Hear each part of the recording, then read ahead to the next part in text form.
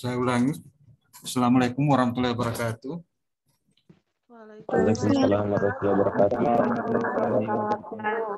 Waalaikumsalam warahmatullahi wabarakatuh. Selamat siang, salam sehat, salam sejahtera buat kita semua. Anda sekalian yang saya cintai dan saya banggakan, kuliah kita hari ini untuk teori sosiologi 2 akan membahas mengenai perspektif teori postkolonial. Teori-teori postkolonial. Izin share PPT.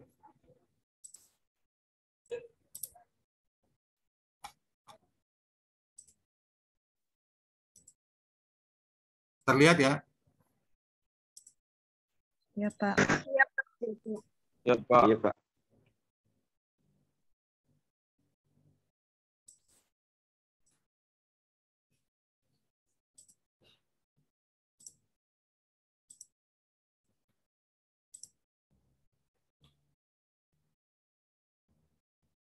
Oke.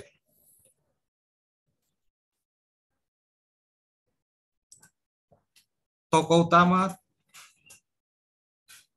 teori postkolonial yang kita akan bahas hari ini adalah 4 orang. Yang pertama adalah Edward William Said. Yang kedua adalah Gayatri Chakraborty Spivak. Yang ketiga adalah Frans Fanon. Dan yang keempat adalah Phomika Bhabha. Keempat tokoh ini coba kita bicarakan pemikiran-pemikirannya secara singkat, karena kita tidak cukup membahas dalam satu kali pertemuan semua pemikiran-pemikiran keempat tokoh ini.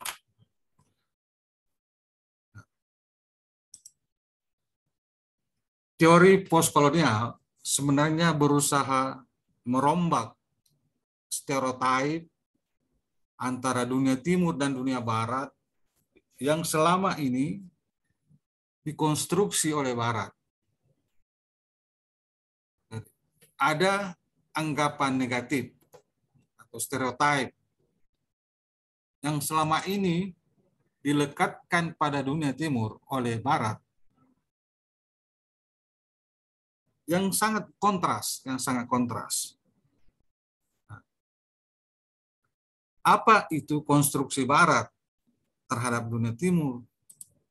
Kita bisa lihat bahwa orang barat senantiasa melihat dunia timur itu inferior, terbelakang, bodoh, kurang beradab, tidak rasional, dan label-label negatif lainnya.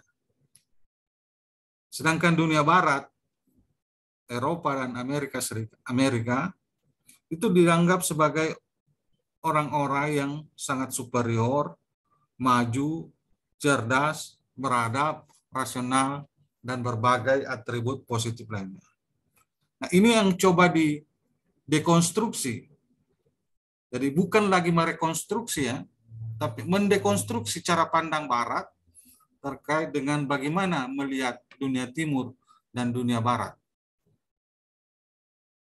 Bagaimana melihat negara-negara yang ada di belahan dunia timur atau negara-negara sedang berkembang dan negara-negara barat yang notabene dianggap sebagai negara maju. Ini coba didekonstruksi oleh pemikiran-pemikiran dari postkolonial. Oleh karena itu, metode, cara berpikir, cara mengungkapkan kebenaran yang dikemukakan oleh teori postkolonial itu disebut metode dekonstruksi. Artinya bangunan lama yang selama ini ada dalam frame berpikir orang barat terkait dengan bagaimana negara-negara dunia timur, bagaimana masyarakat yang ada di dunia timur, dan bagaimana masyarakat yang ada di dunia barat yang sangat kontras tadi itu dikonstruksi oleh barat. Nah, ini yang tidak benar, tidak ada benar sama sekali menurut para penganut teori postkolonial. Cara berpikir itu sangat tidak benar. perlu dirombak total. Bukan lagi memperbaiki cara berpikir itu, tapi mendekonstruksi. D itu artinya tidak, konstruksi itu bangunan. Jadi tidak ada yang beres bangunan lama itu, bangunan berpikir lama yang diproduksi oleh Barat. Sehingga kita perlu membangun ulang cara berpikir bagaimana melihat dunia timur dan dunia barat. Model berpikir Barat selama ini itu biasa dikenal sebagai model berpikir dualis, biner. Yang satu maju, yang satu terbelakang. Yang satu gemuk, yang satu kurus. Kira-kira seperti itu. Nah, seperti itu melihat dunia timur dan dunia barat. Seperti itu melihat dunia negara-negara maju dan negara-negara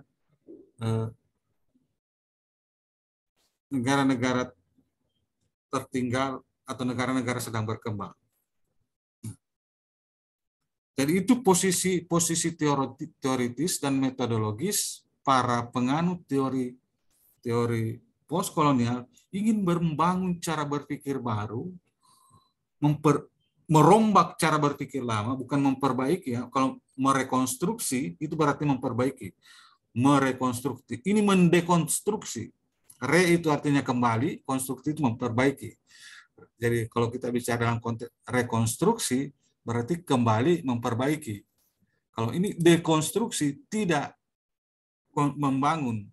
Artinya bangunan lama itu tidak beres sama sekali. Sehingga kita perlu membangun kembali. Hancur itu bangunan, baru kita mau membangun, dihancurkan dulu itu bangunan lama, baru kita membangun yang baru. Kalau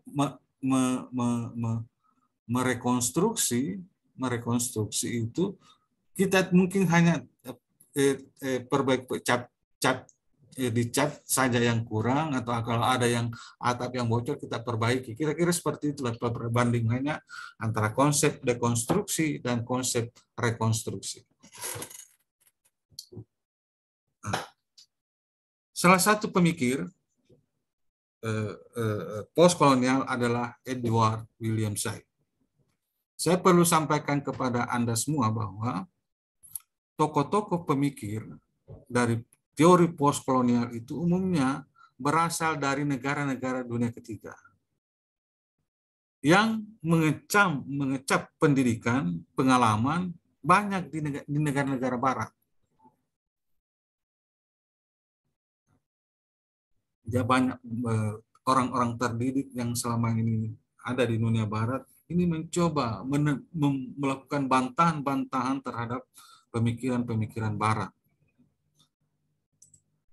Edward Said lahir di Yerusalem tahun 1935, ibunya bernama Hilda, seorang warga negara Palestina, ayahnya bernama Wadie Said, seorang berkebangsaan Amerika Serikat, kelahiran Yerusalem. Meskipun bapaknya Amerika Serikat, tapi dia kelahiran di Yerusalem. Dan meninggal dunia 23 September tahun 2003. Konsep utama dari Edward William Said adalah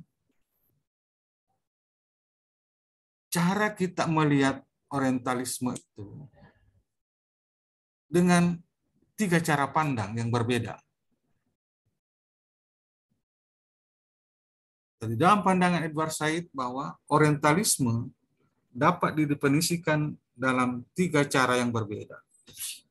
Yang pertama adalah memandang orientalisme sebagai mode atau paradigma berpikir epistemologi yang dihasilkan atau dikonstruksi atau dibentuk oleh kekuasaan dan pengetahuan kolonial. Kita bangsa-bangsa timur ini sebagai sebuah dikenal sebagai the Orient, suku asli, masih sangat asli penduduknya, itu sesungguhnya sebuah cara berpikir yang dihasilkan atau dibentuk oleh kekuasaan dan pengetahuan kolonial.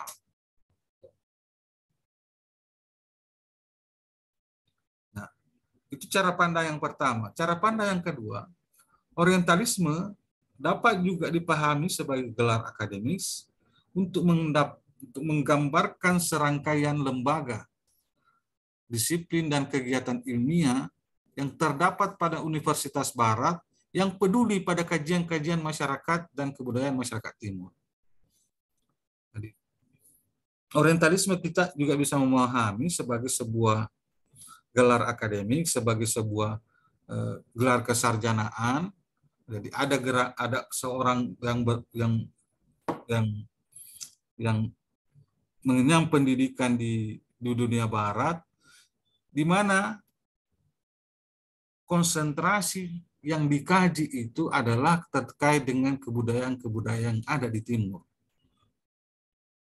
Sarjana-sarjana ini belajar di dunia Barat, tapi yang dipelajari adalah masyarakat dan kebudayaan yang ada di negara-negara sedang berkembang. Negara-negara yang ada pada masyarakat Timur. Itu cara pandang yang kedua. Cara pandang yang ketiga dalam melihat orientalisme sebagai sebuah lembaga resmi yang pada hakikatnya peduli pada masyarakat di Timur, masyarakat yang ada di negara-negara sedang berkembang. Jadi ada lembaga-lembaga donor yang senantiasa mengumpulkan sumbangan-sumbangan dalam rangka membantu pengembangan masyarakat yang ada di negara-negara sedang berkembang. Nah, ada juga LSM seperti itu, kira-kira yang membacanya seperti itu, yang tergerak untuk peduli terhadap pemberdayaan ataukah memberi bantuan kepada masyarakat yang ada di negara-negara Timur tersebut. Nah, atas dasar itu, Edward William Said pun mengemukakan arti orientalisme dalam 3 wilayah yang saling tumpang tindih. Orientalisme menciptakan sejarah pahit yang panjang antara hubungan Eropa dan Asia Afrika. Eropa yang kita kenal sebagai negara-negara maju atau negara-negara penjajah yang banyak melakukan penjajahan di kawasan-kawasan Asia dan Afrika. Hubungan-hubungan antara Eropa dan kawasan Asia Afrika ini menciptakan sebuah pengalaman sejarah yang sangat pahit. Katakanlah misalnya kita di Indonesia, itu kurang lebih 350 tahun dengan Belanda, 3,5 tahun dengan Jepang, dan dengan Portugis. Kita juga pernah.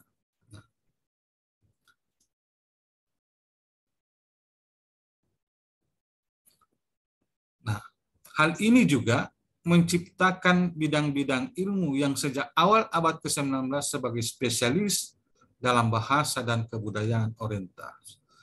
Nah, muncul kajian-kajian di dunia Barat, di kampus-kampus di Barat, yang spesial mengkaji terkait dengan bahasa dan kebudayaan yang ada di masyarakat Timur itu. Yang tadi itu melahirkan banyak sarjana-sarjana yang paham betul bahasa dan kebudayaan masyarakat yang ada di Timur.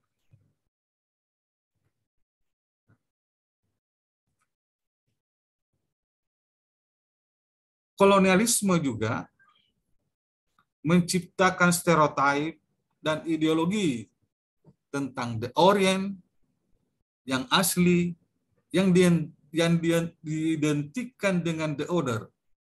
Itu the Orient ini adalah sebutan bagi orang-orang yang ada di negara-negara sedang berkembang atau yang negara-negara yang ada di belahan timur, Asia dan Afrika. Nah, masyarakat yang seperti ini identik dengan the order, keteraturan, syarat dengan adat istiadat, menjunjung tinggi adat istiadat dan kebiasaan hidup setempat. Di sisi lain, potret masyarakat Barat digambarkan sebagai the Occident atau the self yang syarat dengan kepentingan-kepentingan individualistik. Satu mementingkan solidaritas, keteraturan, satu sangat individualis. Nah, ini sebuah stereotip yang diciptakan oleh proses kolonialisme yang berlangsung begitu panjang, seolah-olah para penjajah itu menganggap kita adalah orang yang sangat solider terhadap satu sama lain, mementingkan keteraturan sosial dalam kehidupan masyarakat. Di sisi lain, ada masyarakat barat yang sangat individualistik, sangat mementingkan diri sendiri. Padahal dalam pandangan Edward Said, bisa jadi juga ada orang barat yang sangat solider dan ada orang-orang yang ada di negara-negara dunia ketiga yang juga sangat the self, sangat mementingkan diri sendiri. Jadi tidak mesti kita tidak melihat posisi biner bahwa ketika barat itu kita anggap the self, yang timur itu adalah the orient. Ketika barat, negara-negara barat kita anggap syarat dengan kepentingan-kepentingan diri sendiri masyarakatnya, masyarakat timur sangat solider, sangat mementingkan keteraturan sosial dengan atas dasar solidaritas. Tidak mesti, karena di dunia barat pun ada masyarakat yang sangat solider. Buktinya ketika misalnya terjadi musibah-musibah tertentu, maka muncul dari kalangan masyarakat yang rela memberikan hartanya dan berbagi terhadap sesama. Artinya di barat pun ada sikap the order itu. Jadi tidak boleh kita berpikir biner, hitam putih, kurus, gemuk, tidak boleh. Ya, ada masyarakat kita ada juga yang gemuk. Barat ada juga yang kurus. Kita ada juga yang sangat mementingkan diri sendiri. Barat juga ada yang sangat solider. Jadi tidak bisa kita melihat cara pandang selama ini terhadap dunia timur dan barat yang dikonstruksi oleh barat keliru menurut Edward Said. Sehingga kita perlu membangun tatanan berpikir baru. Bagaimana mencermati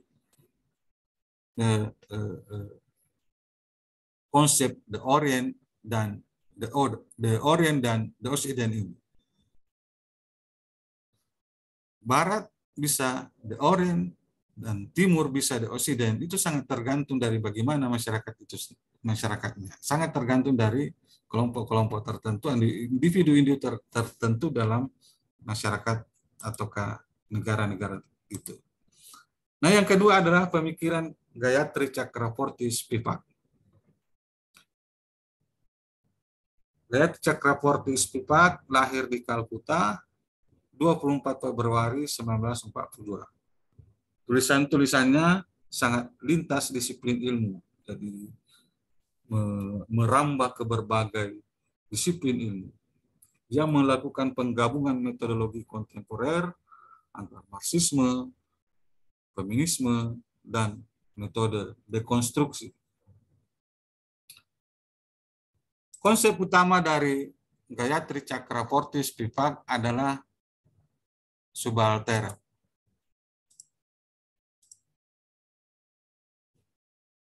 Konsep ini sebagai sebuah konsep baru di bidang ilmu sosial.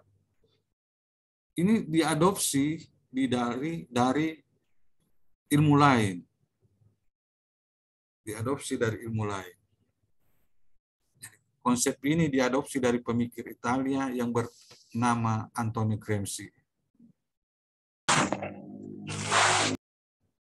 yang menggunakan istilah itu bagi kelompok sosial yang tersubordinasi. Jadi subaltern dalam term Antonio Gramsci sama dengan masyarakat yang mengalami proses subordinasi, proses yang termarginalkan. Jadi yaitu kelompok-kelompok dalam masyarakat yang menjadi subjek hegemoni kelas-kelas yang berkuasa. Nah, konsep subaltern ini selanjutnya diadopsi oleh sejarawan India, yakni Ranajit Guha. Dalam pandangan Ranajit Guha bahwa penindasan itu, penjajahan itu bukan hanya dilakukan oleh kelompok luar, tetapi juga oleh kelompok dalam. Jadi di samping sama dulu, di samping kita dijajah oleh Belanda, yang merupakan orang luar, ada juga kelompok dalam, ada centeng-centengnya Belanda yang bekerja sama dengan Belanda menindas rakyat kita. Ada orang mandor-mandor yang dipekerjakan di kebun-kebun Belanda yang notabene adalah penduduk asli kita, penduduk asli dari negara kita, tapi justru menindas juga masyarakat kita. Konsep ini kemudian digunakan oleh Gayatri Chakraborty Spivak untuk memahami proses marginalisasi atau proses yang terjadi pada masyarakat yang ada di negara dunia kita.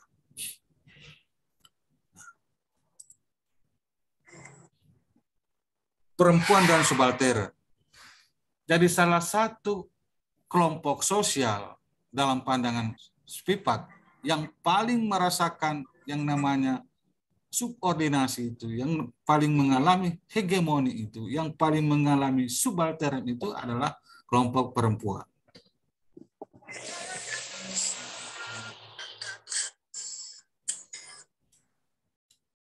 Nah,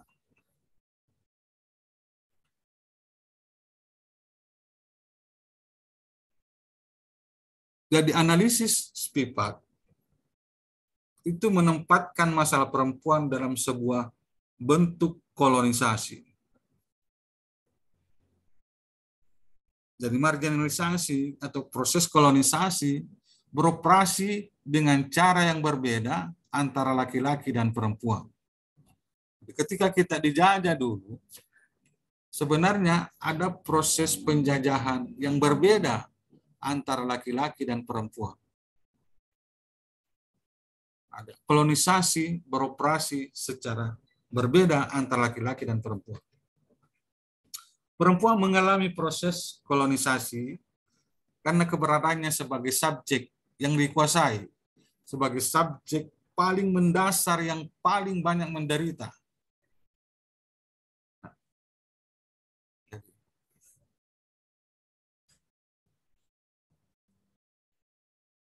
Subaltern itu sebenarnya adalah sebuah penindasan berlapis.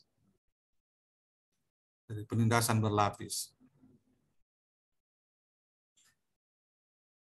Kalau kita potret masyarakat kita dulu di zaman penjajahan, bagaimana proses subaltern yang dialami oleh penduduk pribumi. Pertama, unsur yang menghegemoni paling atas itu adalah mohon maaf, sudah ada pesannya Zoom ini, kayaknya kita harus masuk lagi nanti. Kalau keluar tiba-tiba silakan masuk lagi pada link yang sama yang di-share oleh Pak Ketua Tingkat. Baik, Pak. Baik, Pak. Ya, ya. Ya, Pak. Jadi lapisan utama yang melakukan penindasan pada masyarakat kita di zaman dulu, zaman penjajahan, adalah orang Barat, orang Belanda. Katakanlah di masa penjajahan Belanda, orang Belanda yang pertama, yang penindas utama, penindas paling atas. Kemudian di lapisan bawah, ada kelompok-kelompok masyarakat yang direkrut, yang bekerja sama dengan Belanda untuk melakukan eksploitasi, melakukan penghisapan terhadap rakyat Indonesia, rakyat kita. Itu kelompok yang kedua, yang melakukan hegemoni terhadap masyarakat kita. Itu subaltern, lapisan yang kedua. Lapisan yang ketiga adalah laki-laki atau dalam konteks bisa saja suami yang melakukan subaltern terhadap kaum perempuan, terhadap istrinya. Sudah pulang sama-sama kerja, justru beban-beban pekerjaan di rumah itu tetap ya, dikerjakan oleh kaum perempuan. Nah, ini semakin membuat kaum perempuan mengalami subaltern yang sangat berlapis, sampai bisa saja misalnya sampai 4 lapis. Kalau laki-laki hanya Belanda, kemudian centeng-centengnya Belanda, itu hanya 2 lapis proses penindasannya. Ini kalau perempuan, ini ada lagi suami, kelompok laki-laki ini juga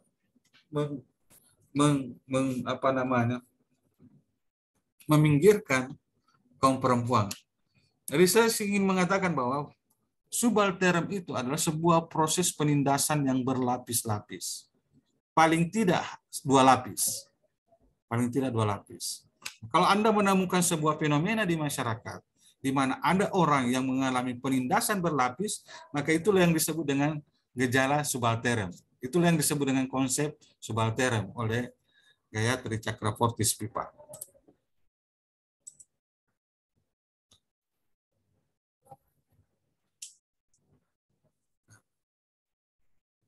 Dia gambarkan lebih jauh bahwa perbedaan laki-laki dan perempuan bukan hanya sekedar perbedaan fisik atau biologis, namun juga berkaitan dengan konstruksi masyarakat yang merupakan hasil pertarungan ideologi antar kelas-kelas dalam masyarakat, dalam konteks ini budaya patriarki. Nah, Spivak mengkritik teori feminis yang ditulis oleh feminis barat yang berkulit putih dari kelas menengah perkotaan. Analisis-analisis yang dilakukan oleh orang berkulit putih ini, yang notabene berasal dari kelas menengah perkotaan, cenderung bias terhadap perempuan-perempuan yang ada di belahan dunia timur. Perjuangan-perjuangan feminis yang notabene berasal dari kelas menengah hanya mampu memberdayakan kalangan-kalangan perempuan kelas menengah ke atas. Belum mampu menyentuh analisis persoalan pada perempuan-perempuan yang ada di negara-negara dunia ketiga yang notabene merupakan orang-orang yang berada di kelas bawah. Jadi sentuhan analisis terkait dengan bagaimana tata hubungan laki-laki dan perempuan yang dikonstruksi oleh pemikir-pemikir kulit putih yang berasal dari kelas menengah, bias atau tidak mampu mengakomodir atau memperjuangkan perempuan-perempuan non-barat yang tinggal di pedesaan dengan pendidikan yang rendah. Bias terhadap itu. Nah, itu sekelumit pemikiran dari Gayatri Chakravorty Spivak. Jadi, di samping teori postkolonial ini sebagai sebuah aliran pemikiran teoritis, juga sebagai sebenarnya gerakan moral, bagaimana mensejajarkan antara dunia timur dan dunia barat. Kemudian saya masuk ke pemikiran Frantz Fanon. Frantz Fanon lahir di Pulau Martinique 20 Juli 1925 dan meninggal akhir tahun 1961 akibat penyakit leukemia dalam usia yang relatif muda, yaitu 36 tahun. Fanon sesungguhnya adalah seorang dokter jiwa, tetapi dalam pemikiran-pemikirannya banyak bersentuhan dengan pemikiran-pemikiran sosial. Perjuangan-perjuangannya banyak bersentuhan untuk kepentingan-kepentingan sosial. Nah, analisisnya dimulai dengan 3 pertanyaan mendasar yang menyebabkan hubungan biner timur dan barat. Bagaimana kolonisasi dan dekolonisasi dapat disebut sebagai fenomena kekerasan. Yang kedua adalah bagaimana kaum penjajah mengkonstruksi identitas pribumi dan dirinya sendiri, dan bagaimana kaum pribumi mengkonstruksi penjajah dan dirinya. Dan bagaimana relasi sosial antara kaum penjajah dan pribumi, dan relasi antara intelektual pribumi dan borjuasi nasional dengan pemerintah atau borjuasi kolonial. Yang ketiga adalah bagaimana kekerasan ditransformasikan dari kaum penjajah kepada kaum yang dijajah, dari level masyarakat ke level individu. Ini pertanyaan-pertanyaan mendasar yang ingin dijawab oleh Frans Fanon.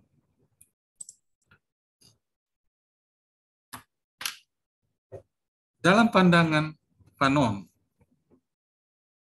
bahwa proses kolonialisasi telah melahirkan alienasi dan marginalisasi psikologis yang sangat hebat.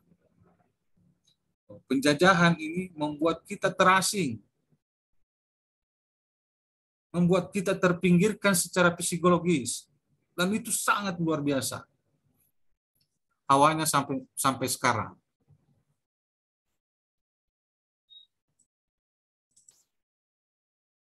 Pendefinisian ras dan etnisitas. Kulit hitam, kulit putih, merupakan proses sejarah dan konstruksi politik yang dominan. Melalui kolonisasi, sang penjajah melakukan konstruksi secara subjektif terhadap kulit hitam dan dirinya sendiri. Kaum terjajah berusaha memahami dan mengikuti simbol-simbol dan identitas yang dikonstruksi penjajah. Bahkan pada konteks tertentu, mereka memiliki keinginan untuk menirukan, dan mengganti posisi sebagai penjajah. Dalam proses pendefinisian ras atau etnisitas, orang-orang Barat itu selalu melihat kita ini berkulit hitam, barbar, tidak rapi, dan lain-lain segala macam, serta atribut-atribut lainnya. Nah, anehnya orang kulit hitam putih ini, orang-orang terjajah ini, kita yang bangsa inlander ini, selalu mau mencontoh-contoh dengan orang-orang Barat.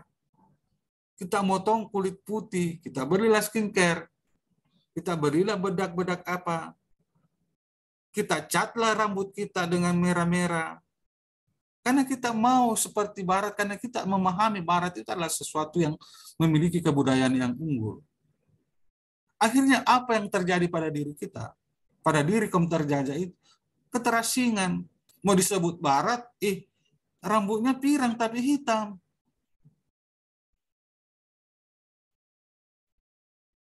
Mau disebut pribumi, susah juga. Pribumi kok rambutnya sudah dipirang, kulitnya mulus. Ya, jadi kita kehilangan jati diri, kita jadi teralienasi, terasing. Mau disebut Barat enggak juga, mau disebut pribumi enggak juga, karena dia beberapa